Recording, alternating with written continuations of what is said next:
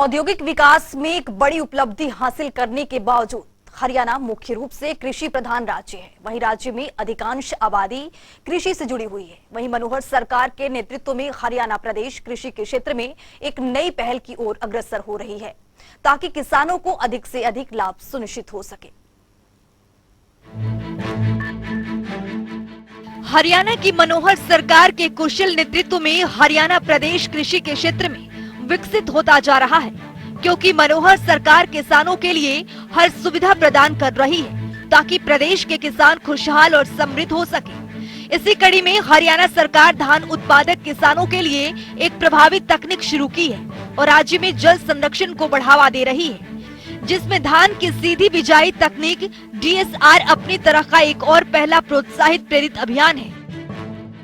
मनोहर सरकार की ओर से हाल ही में जल संरक्षण को बढ़ावा देने के लिए एक पायलट परियोजना के रूप में लागू किया गया है। इस योजना के साथ किसानों को 4,000 रुपए प्रति एकड़ का नगद प्रोत्साहन दिया जाता है।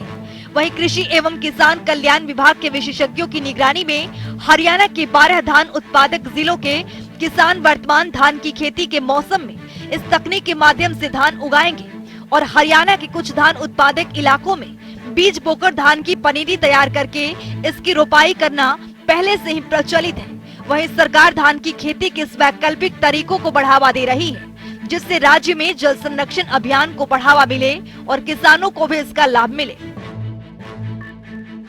हरियाणा सरकार ने फैसला किया है कि धान उगाने की लागत प्रभावी और कम पानी की खपत वाली विधि को अपनाने वाले किसानों को प्रति एकड़ 4,000 रुपए दिए जाएंगे।